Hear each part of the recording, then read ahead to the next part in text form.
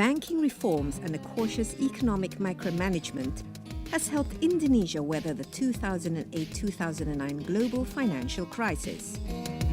For a while, the country managed to post healthy growth due to strong demand from China, high commodity prices, and strong domestic consumption. Currently, low global demand, trade deficit, and weak manufacturing sector are causing the country's growth to decline. Unless the banking sector can find new sources of funds, such as creating new financial products and deepening the capital market, it will be difficult for the country to finance its growth. At the same time, there is the challenge of a weakening rupiah and the threat of inflation that could impact the stability of the economy. I talked to Mirza Adityaswara, Senior Deputy Governor of Bank Indonesia, on strategies to keep the financial system stable and at the same time create growth in the economy. Now, one of the things that we see with the coming of the new government is that the market always reacts very sensitively to sort of political upheavals and so on and so forth. And how worried are you about this recent development and the state of our currency?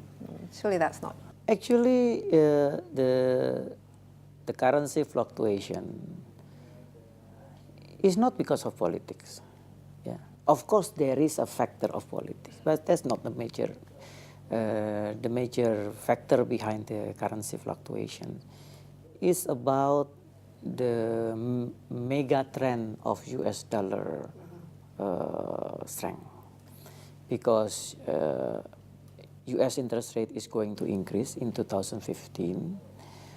Nobody knows whether in the second quarter or third quarter or fourth quarter, but everybody is already anticipating US interest rate increase from currently very low 0.25%, going back to the normal level of US interest rate around 2.5, maybe 3.5% in the next 3 years. So you can imagine. So if you look, currency is not only Indonesia that weakening. Even US against Euro, US has been strengthening a lot. US against Japanese yen, US has been strengthening a lot. Against Thai baht, against Philippine peso, against South Africa currency, against Indian rupee. So I think the public should not concern too much about this. I think Professor Stiglitz mentioned about the currency should be undervalued.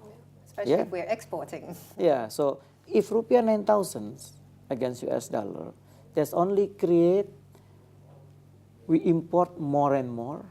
We don't want to produce, and then our exporter will have problem. Rupiah 12,000 is our, we reduce our import, and then our exporter get competitiveness. Yeah, but of course we don't want unstable currency. Yeah? That's why it is very important that governments has a new government especially has to send a message and then make a policy and execute a policy that pro-economic reform, pro-investment, diversify energy will help a lot for the stability of the financial market. One thing that Professor Stiglitz mentioned is in order to create a good inclusive growth, it's important to basically not just create a good economic climate, but focus on issues such as not being too worried too much about inflation, not being too worried too much about deficit, but actually strengthening the financial sector. In terms of reforms, what other reforms does Indonesia need in order to strengthen the financial sector? I think again, if we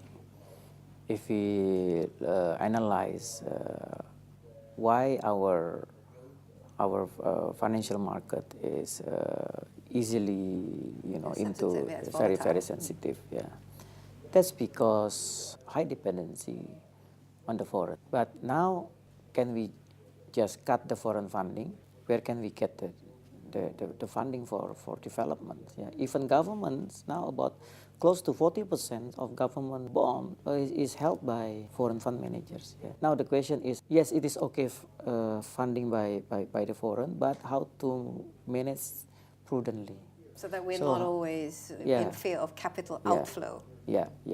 So that's why we must have other source of foreign currency, foreign exchange reserve, from tourism, from remittance from workers, amount of remittance in Philippines is much bigger compared to Indonesia.